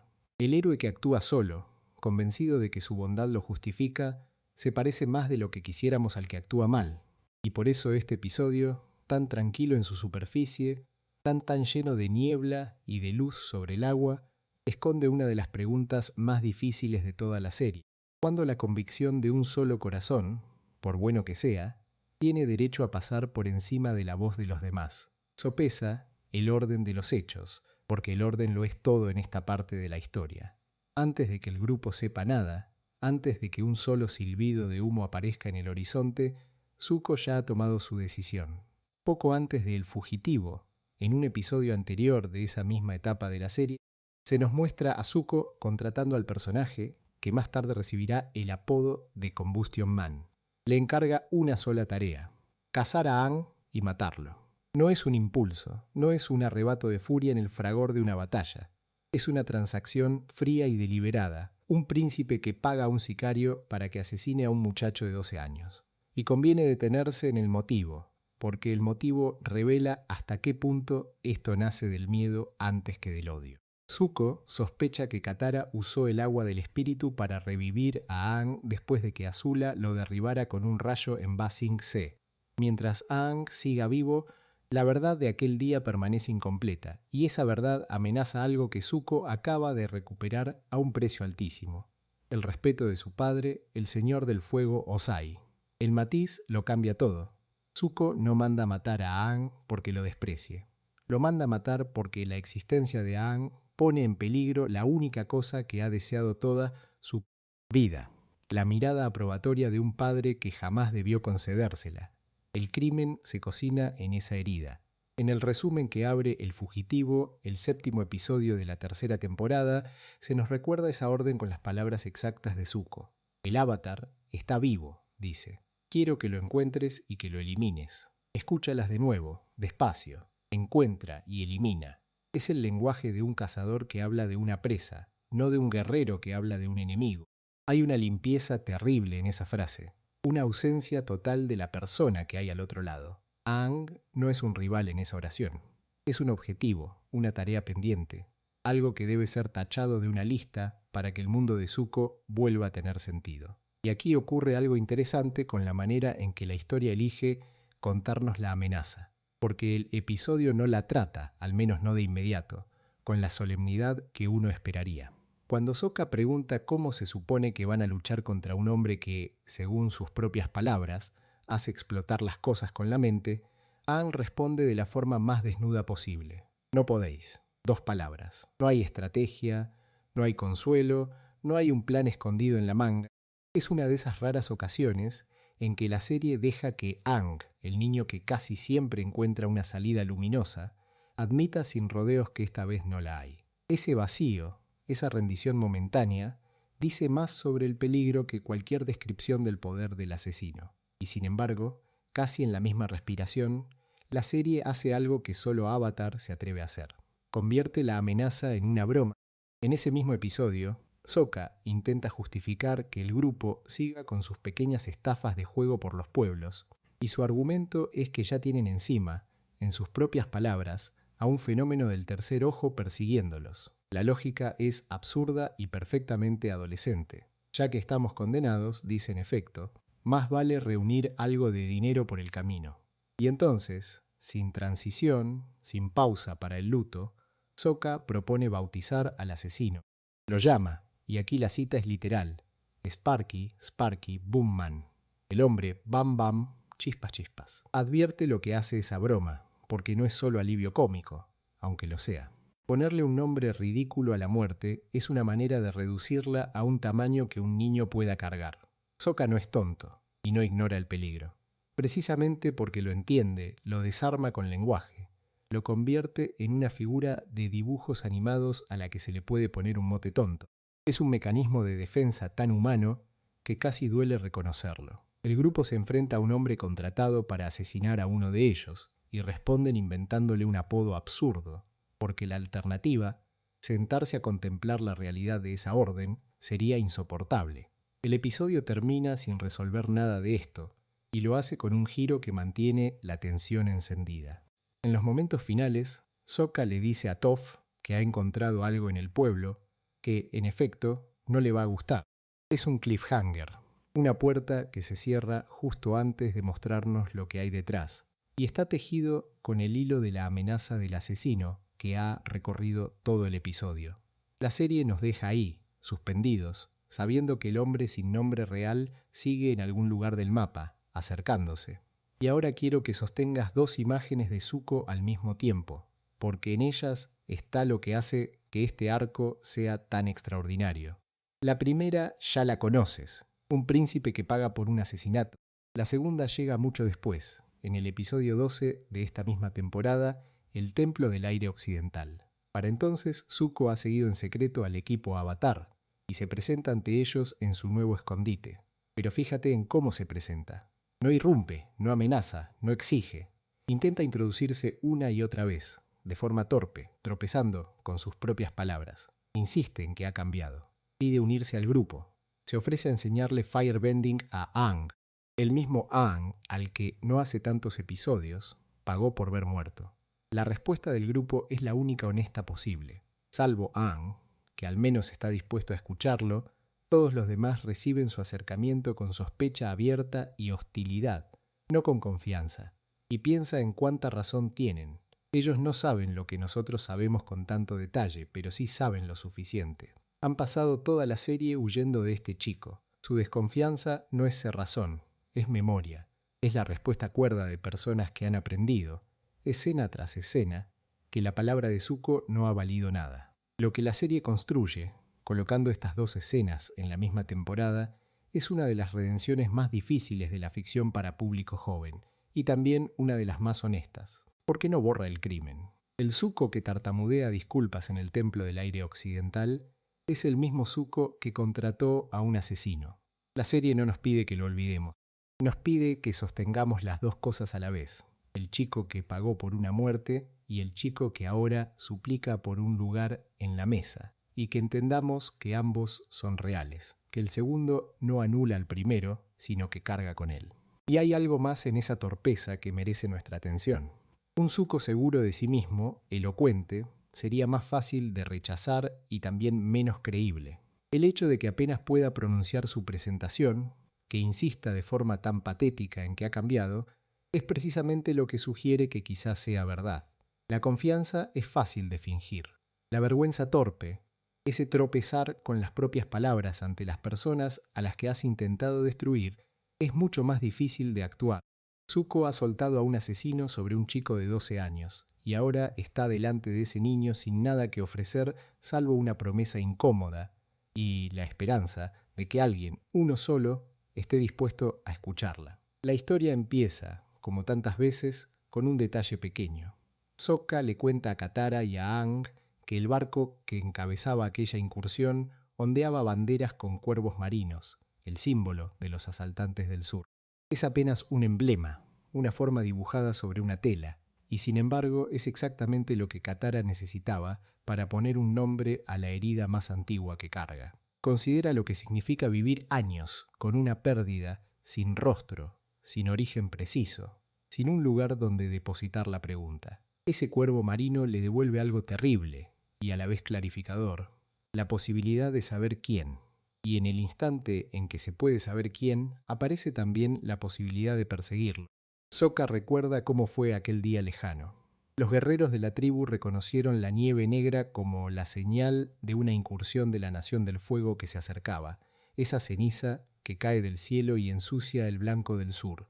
Estaban en clara desventaja numérica, superados, y aún así lograron expulsar a los asaltantes. Él mismo no supo que su madre había muerto hasta que el ataque ya había terminado. Detente un momento en ese detalle, porque es el corazón silencioso de cuanto viene después. La muerte ocurrió en algún pliegue del caos, sin testigos que la acompañaran, y cuando el humo se disipó la ausencia ya estaba allí, consumada, sin explicación. Katara y Sokka crecieron sobre ese vacío, cada uno a su manera, y entonces llega Zuko. Después de esperar fuera de la tienda de Katara durante toda una noche, le dice unas palabras que reordenan el mundo entero de ella. Le dice: sé quién mató a tu madre, voy a ayudarte a encontrarlo. No hay ternura en esa frase, ni consuelo, ni siquiera disculpa. Es una oferta seca, casi quirúrgica, y precisamente por eso Katara la escucha. Viene de alguien que hasta hace muy poco era su enemigo, alguien a quien ella había cargado con toda su desconfianza. Que sea él quien le tienda esa llave, y no un amigo, dice mucho sobre lo que Katara está buscando en ese momento. No busca compañía, busca una dirección. Le pide a Aang que le preste a Appa para ir a encontrar al hombre que mató a su madre, con Zuko acompañándola. Y aquí la historia se abre en dos, porque Aang no reacciona como ella espera. Cuando él le pregunta qué lograría enfrentarse al asesino, Katara responde solo: sabía que no lo entenderías. Es una frase que cierra puertas, que expulsa al otro antes de que pueda hablar. Pero Aang no se deja expulsar. Le dice que sí entiende, y compara la rabia de ella con la suya propia, la furia que sintió contra los maestros de la arena que le robaron a Appa, y contra la nación del fuego por lo que le ocurrió a su pueblo entero. Es importante que sea Aang, el último de los nómadas del aire, quien diga esto. Nadie a su alrededor ha perdido más. Y sin embargo, no habla desde la superioridad de quien no ha sufrido, sino desde el reconocimiento de quien ha sentido exactamente lo mismo y ha llegado a otra conclusión. Aang le dice que cree que ella persigue venganza, y no cierre ni justicia. Compara su plan con lo que hizo Jet, aquel muchacho cuyo odio hacia la Nación del Fuego lo llevó a poner en peligro a un pueblo inocente. Katara rechaza la comparación de inmediato. Para ella no hay equivalencia posible, porque el hombre que caza no es un inocente, es un monstruo. Fíjate en la precisión de esa palabra en su boca.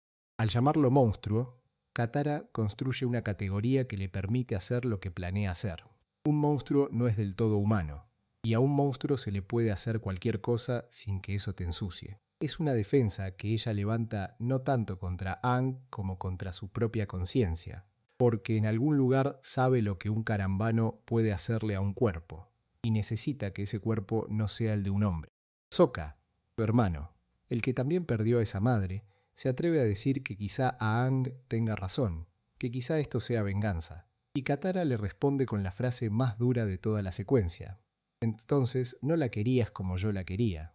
Es cruel, y ella lo sabe, y probablemente ni siquiera lo cree del todo, pero revela algo esencial sobre el estado en que se encuentra. Ha convertido la intensidad de su dolor en una medida de amor, como si sufrir más significara haber amado más, como si el que puede seguir adelante estuviera confesando una falta de cariño. Es una lógica que aísla a quien la sostiene. Empuja lejos incluso al hermano que comparte la misma pérdida exacta, porque en ese momento Katara necesita creer que su duelo es único, intransferible, y que por lo tanto solo ella tiene derecho a decidir cómo termina. Aang lo intenta una vez más, con la herramienta que conoce. Recita un dicho que atribuye a los monjes. La venganza es como una radvíbora de dos cabezas, y mientras observas cómo cae tu enemigo, tú mismo te estás envenenando. Es una imagen precisa, la de un animal cuyo veneno alcanza también a quien lo empuña. Pero Katara la descarta sin detenerse. Esto no es el preescolar del Templo del Aire, le dice, es el mundo real.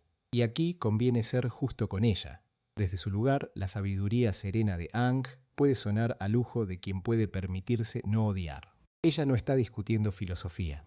Está de pie sobre una tumba sin fondo y le parece obsceno que le ofrezcan proverbios. El problema es que el proverbio, con todo lo que a ella le irrita, resultará ser exacto. Hay un momento en que Aang le pide directamente a Zuko que describa lo que le ocurrió a su propia madre. Su razonamiento es delicado y agudo. Intuye que Katara ha conectado su rabia sin resolver por la muerte de su madre con la rabia que sentía hacia Zuko.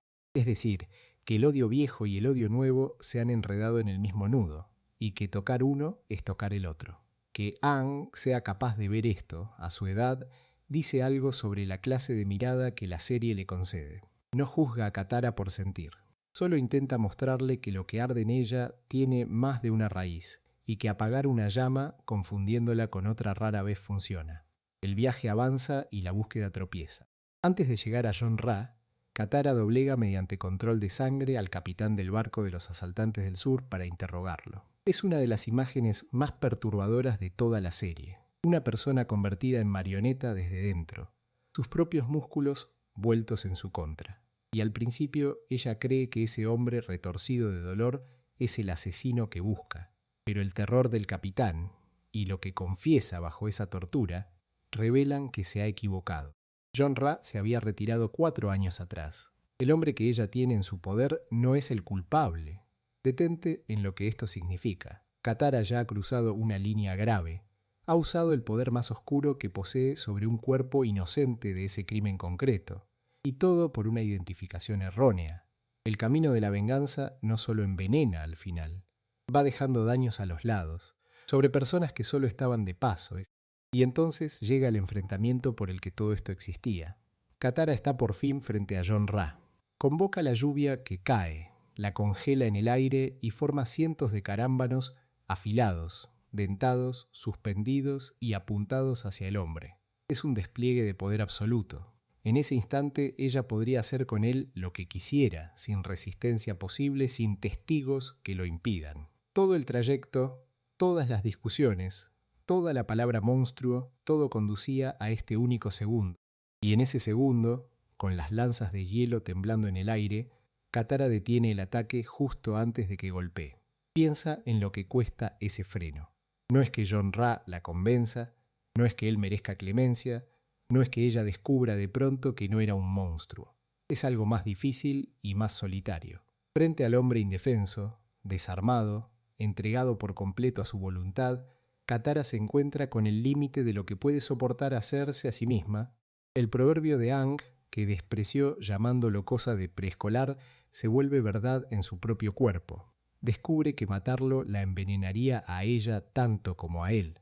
Y lo notable es que la serie no la premia por detenerse ni la castiga por haber llegado tan lejos. Simplemente la deja allí, temblando entre el hielo y la lluvia, habiendo mirado de cerca a la persona en que casi se convierte. Lo que Katara gana en ese acantilado no es paz, ni perdón, ni siquiera cierre en el sentido limpio que Aang le prometía. Gana el conocimiento exacto de dónde está su propio borde. Estuvo a un aliento de cruzarlo, con el poder para hacerlo y todas las razones que había reunido para justificarlo, y aún así se retiró del otro lado. Ese casi es lo que la define aquí. No la maestra del agua que castiga, sino la mujer que sostuvo la muerte de un hombre en las manos, la sintió por completo, y eligió, en el último instante, no llevarla a término. Sopesa lo que significa una prisión llamada inescapable. En The Boiling Rock, Part 1, cuando Sokka pregunta al mensajero de Hakoda a dónde llevan a los prisioneros de guerra de la Nación del Fuego, la respuesta llega con el peso de una sentencia. Los llevan a la Roca Hirviente, su prisión de máxima seguridad, levantada sobre una isla en mitad de un lago que hierve, rodeada de agua imposible y de vapor.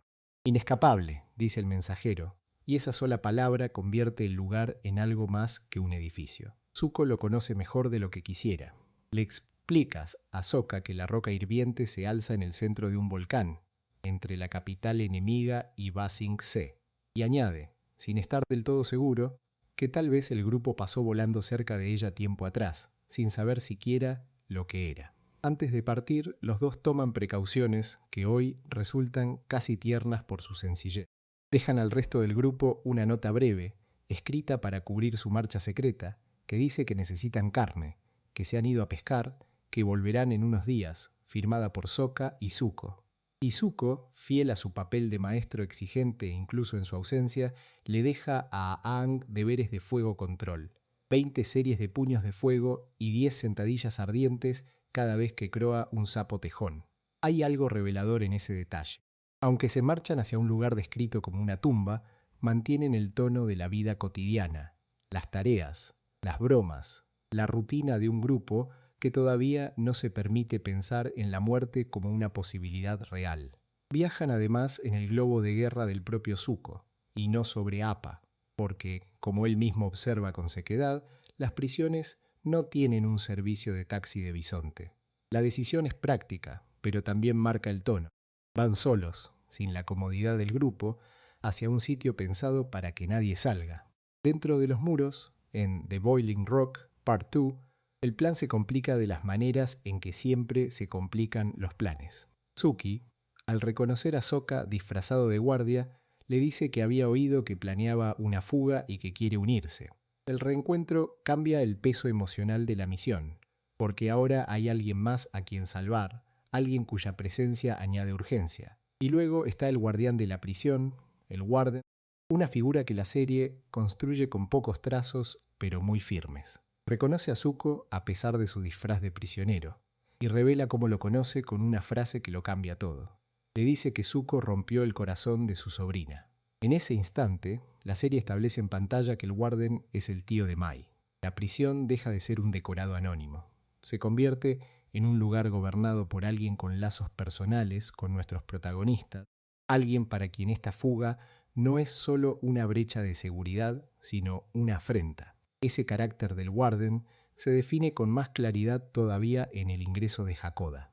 Durante el procesamiento del prisionero, el guardián obliga a Hakoda a mirarlo a los ojos, lo llama por su nombre, Hakoda de la tribu Agua, y jura que quebrará su voluntad de hierro antes de despacharlo con la orden de que le quiten a ese prisionero de la vista. Nota lo que ese pequeño intercambio dice de él. No es un carcelero indiferente, es un hombre que necesita el reconocimiento, que exige la mirada, que se define a sí mismo por el poder de doblegar a otro. Su autoridad no le basta si no es contemplada. Y esa vanidad, esa hambre de dominio absoluto, es precisamente lo que va a llevarlo al borde del abismo, en un sentido que la serie casi prefiere no examinar. Porque llegamos al clímax, a la fuga en la góndola, la cabina suspendida que cruza el lago hirviente sobre un cable. Aquí conviene ser exactos, porque este es el corazón del capítulo. En el desenlace de la huida, el Warden ordena a sus propios guardias cortar el cable de soporte de la góndola mientras él sigue a bordo. Mira lo que eso supone. Es una orden que, de cumplirse, lo mataría a él junto a todos los demás. El hombre que juró quebrar la voluntad de Hakoda, el hombre que necesitaba ser mirado a los ojos, prefiere la aniquilación total antes que dejar escapar a sus prisioneros. Es un gesto de fanatismo puro, la lógica de la Nación del Fuego llevada a su extremo, donde el control importa más que la propia vida. Y aquí es donde el capítulo se detiene a mirar algo que la serie no mira. Lo que la ficción cuenta, lo cuenta con la limpieza del entretenimiento familiar. La góndola se salva, los héroes escapan, la tensión se resuelve y la historia avanza hacia su siguiente movimiento. Pero considera el destino del propio Warden en ese momento de caos. La serie nunca resuelve del todo lo que le ocurre cuando la situación se descontrola sobre ese cable. Su figura se pierde en la confusión del rescate, y el relato, con la prisa de todo desenlace de aventuras, no se detiene a contar su final. Queda como una de esas ausencias que solo se notan cuando uno decide contarlas. Este es el lente que quiero ofrecerte esta noche, distinto del de otras veces en que hemos hablado de cómo mueren los personajes de este mundo. Aquí no hablamos de la muerte confirmada de un aliado, sino de la muerte no examinada de un adversario. Avatar es una serie profundamente preocupada por la vida, por la redención, por la idea de que incluso el enemigo merece ser comprendido antes que destruido. Es una historia que más adelante hará que su protagonista se niegue a matar incluso al peor de sus enemigos. Y sin embargo, en el fragor de una fuga, deja caer a un hombre de la trama y no vuelve a preguntar por él. No es una crítica moral a los héroes, que actúan en defensa propia y en medio del peligro. Es una observación sobre la forma en que las historias de aventuras contabilizan sus bajas. Los villanos que caen en el momento adecuado no dejan cuerpos, dejan solo espacio para el siguiente plano. Merece la pena quedarse un poco más en la ironía de la escena. El guardián no muere, si es que muere, a manos de los héroes. Muere, si acaso, por su propia orden. Son sus guardias, siguiendo su mandato, quienes cortan el cable del que él mismo cuelga. Es el fanatismo devorándose a sí mismo, la voluntad de control tan absoluta que se vuelve autodestructiva. Y en eso hay una lección más honesta sobre la Nación del Fuego que muchos de sus discursos explícitos. El imperio que Ozai construyó premia a los hombres que valoran la victoria por encima de todo, incluso por encima de su propia supervivencia. Ese guardián es, en ese sentido, un producto perfecto de su mundo. Así que quédate con esta imagen mientras la noche avanza. Una cabina de metal deslizándose sobre un lago que hierve, un cable a punto de ceder y un hombre que preferiría caer antes que perder. La serie mira hacia otro lado, hacia el escape triunfal de sus héroes, y hace bien, porque esa es la historia que quiere contar. Pero tú y yo podemos quedarnos un momento más en el lugar que la cámara abandona. En la góndola que cae, en el guardián que se desvanece, en la contabilidad silenciosa de una aventura que, como todas las aventuras, deja atrás más cuerpos de los que se atreve a nombrar. Mide lo que significa perdonar la vida de alguien contra su voluntad. No dejarlo ir, no absolverlo, sino arrebatarle aquello que lo definía y dejarlo respirando, consciente, derrotado. Ese es el nudo moral del último episodio de Avatar, el 61º de toda la serie, el cuarto y final capítulo del cometa de Sozin, titulado con el nombre del propio protagonista, emitido por primera vez el 19 de julio de 2008. Y para entender la decisión que Aang toma en él, conviene primero escuchar a los que vinieron antes que él, porque la serie coloca a esos espíritus del pasado precisamente para pesar en su conciencia. En el episodio anterior de esa misma tanda final, Aang busca consejo, y lo que recibe no es tranquilizador. El avatar Roku le habla de su propia vida y de su propio error. Roku cuenta, en esencia, que él intentó ser disciplinado, mostrar contención, ofrecer clemencia, y que Sozin se aprovechó de esa clemencia. Roku confiesa que si él hubiera sido más decisivo, si hubiera actuado antes, podría haber detenido a Sozin y evitado que la guerra comenzara siquiera. Su consejo a Aang es directo y sin adornos. Debes ser decisivo, le dice. Un avatar arrepentido diciéndole al siguiente que la piedad mal calculada cuesta 100 años de guerra, y no es la única voz. La avatar Kyoshi le habla de Chin el Conquistador. Ella reconoce que Chin, técnicamente, cayó a su propia perdición porque se negó a apartarse del camino. Es una distinción legalista, casi una coartada. pero Kyoshi la descarta con una frialdad notable. Dice que ella personalmente no ve ninguna diferencia y que habría hecho lo que fuera necesario para detenerlo. Su sabiduría, la que ofrece a Aang como herencia, es una frase que suena a sentencia. Solo la justicia traerá la paz. Piensa en lo que carga sobre los hombros de un niño que apenas tiene 12 años esa acumulación de fantasmas. Todos, en distintos tonos, le dicen lo mismo. Hay que terminar el trabajo. Hay que ser decisivo. La clemencia es un lujo que el mundo no puede pagar.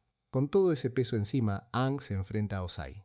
Y en el momento culminante, cuando ha obtenido la ventaja en el combate, cuando tiene al hombre a su merced, se detiene.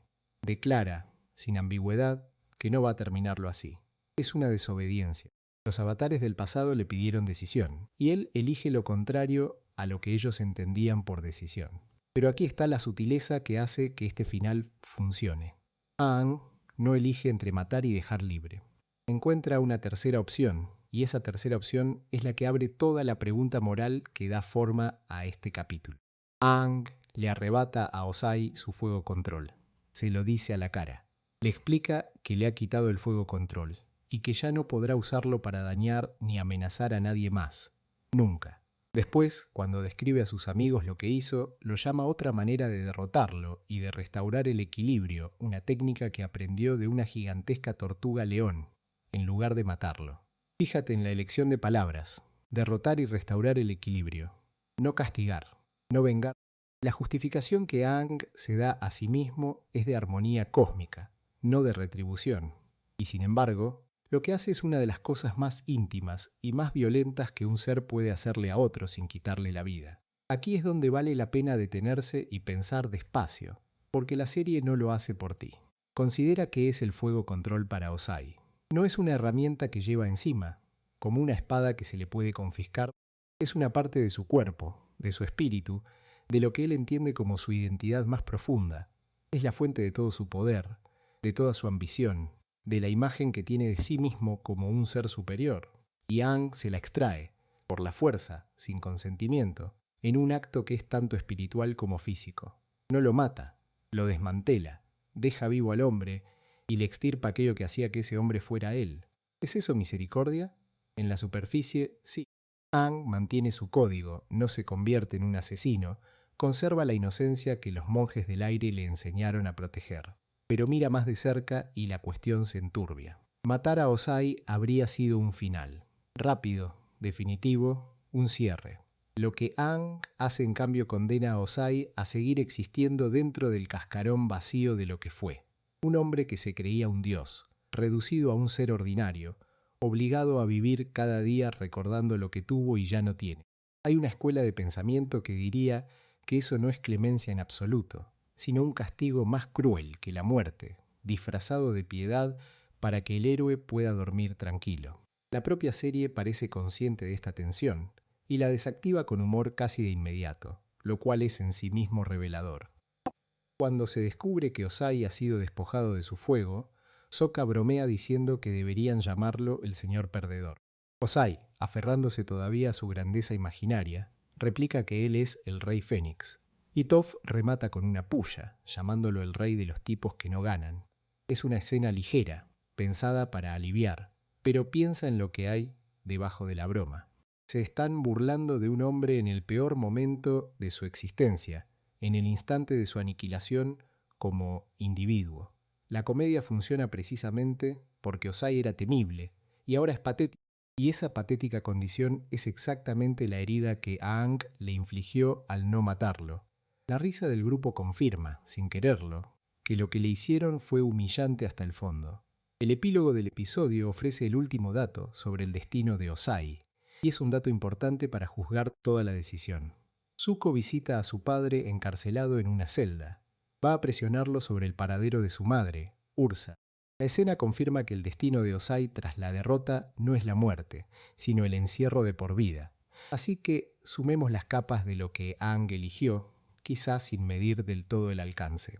Un hombre despojado de su poder más esencial, ridiculizado por sus vencedores y encerrado en una celda hasta el final de sus días, todavía consciente, todavía él mismo en la memoria pero no en la capacidad.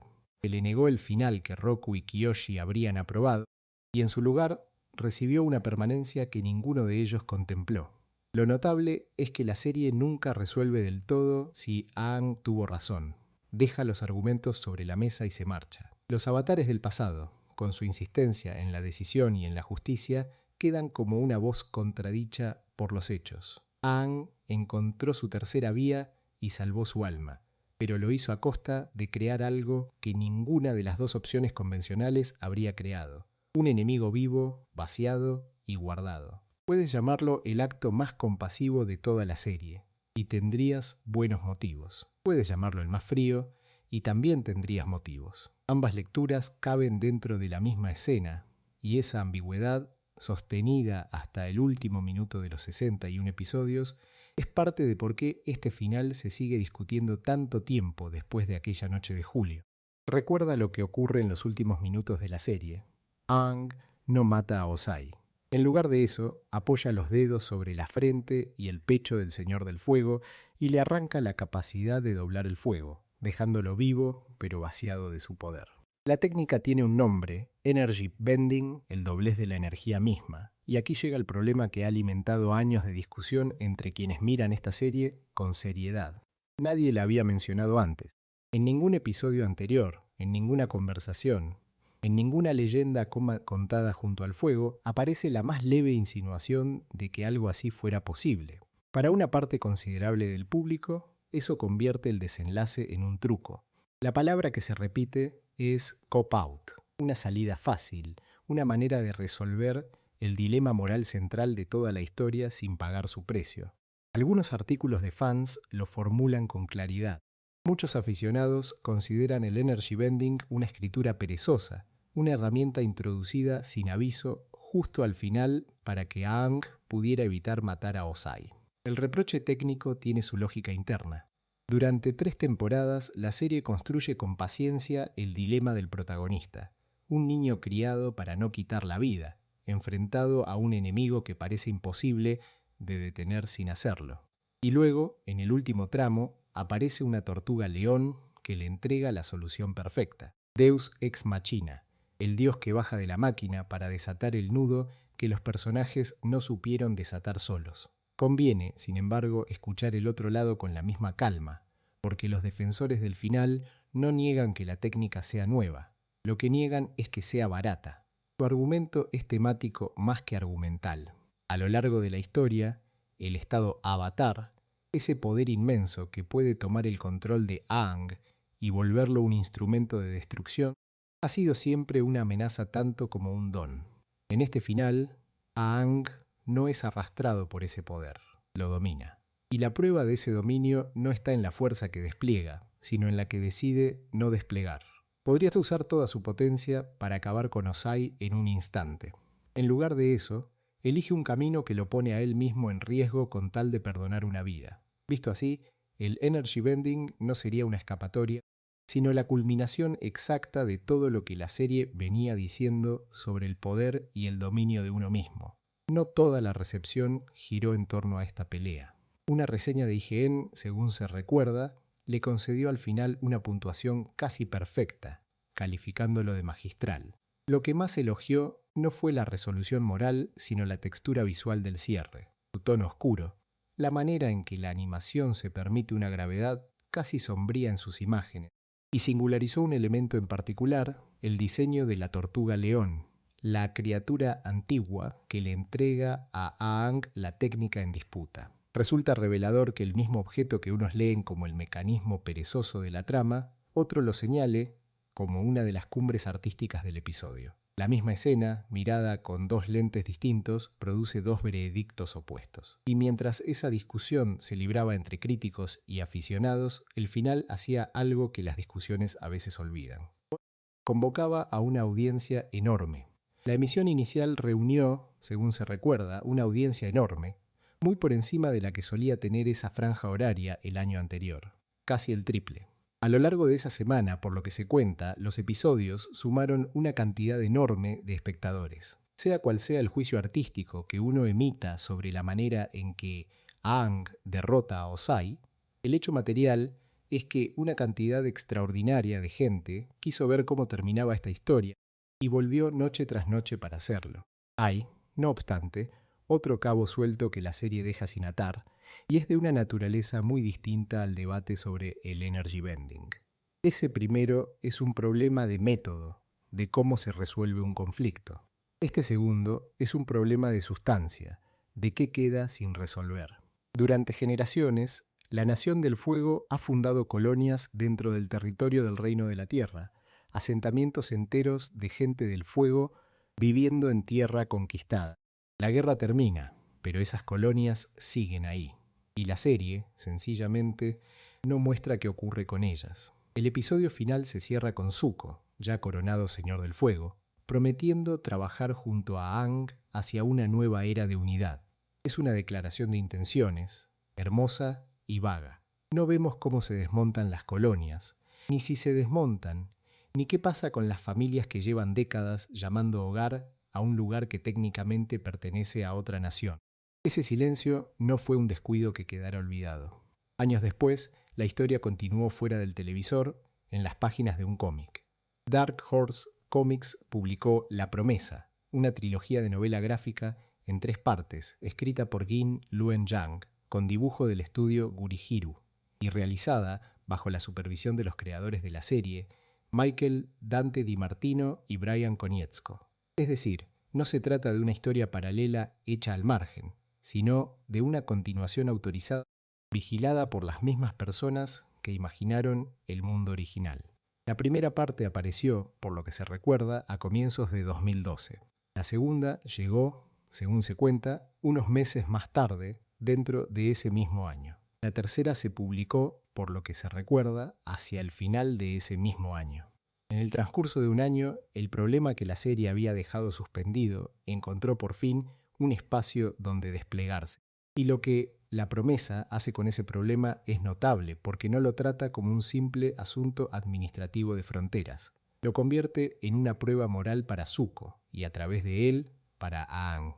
En el corazón del cómic hay un juramento. Zuko, atormentado por el miedo a repetir el camino de su padre, le hace prometer a Aang que lo mate si alguna vez llega a convertirse en un tirano como Ozai. Piensa en el peso de esa petición. Un joven gobernante, consciente de la sangre que corre por sus venas, le pide a su amigo que se prepara para ejecutarlo. Y esa promesa se vuelve la tensión central de toda la historia, porque a medida que la política de Zuko sobre las colonias empuja la situación hacia el conflicto, la pregunta deja de ser abstracta. ¿Se ha vuelto Zuko el tirano que temía ser? ¿Llegará el momento en que Aang tenga que cumplir lo que juró? Es una ironía que merece detenerse. La serie termina con Aang perdonando una vida, negándose a matar, hallando una tercera vía. Y la continuación arranca poniéndole delante, otra vez, la posibilidad de tener que matar, esta vez no a un enemigo, sino a un amigo. El mismo dilema que el Energy Bending pareció resolver de un modo tan limpio regresa, más incómodo, sin Tortuga León que lo desate desde fuera. Como si los autores reconocieran, al retomar el mundo, que la cuestión que quisieron cerrar en el final nunca estuvo del todo cerrada. La paz que Zuko promete en su coronación no era un punto final, era apenas el comienzo de un trabajo mucho más difícil, y las colonias, ese detalle que la televisión dejó en la sombra, eran el primer lugar donde ese trabajo tendría que empezar a hacerse. Y así, cuando el humo de la última batalla se disipa, lo que queda no es la certeza de una lección aprendida, sino el peso de todo lo que costó llegar hasta ella. Por eso, Avatar nunca nos ofrece héroes limpios. Nos ofrece a un niño que carga con la muerte de un mundo entero mientras se niega a matar, a una guerrera que convierte su dolor en filo, a una nación que quema para creerse dueña de la luz y a un imperio que aprende demasiado tarde que el equilibrio no se decreta, se repara. Cada uno de esos momentos que hemos recorrido esta noche, la ambigüedad de una venganza aplazada, el precio de una piedad que roza la irresponsabilidad, el silencio de quienes eligen mirar hacia otro lado, no son fallas del relato, son su honestidad. Detente en esa apuesta. Una historia contada para niños se atreve a decirles que el bien no siempre es evidente, que la persona correcta puede equivocarse, y que la culpa y la esperanza pueden habitar el mismo corazón sin cancelarse. Y al final, cuando cierras los ojos, no queda un argumento, queda una imagen. Un templo vacío al amanecer, la luz entrando despacio entre columnas de piedra, y un viento suave que mueve el polvo de todo lo que fue perdido y todo lo que, contra toda razón, todavía puede reconstruirse. Si disfrutaste de este videoensayo, asegúrate de suscribirte. Gracias por ver y nos vemos en el próximo.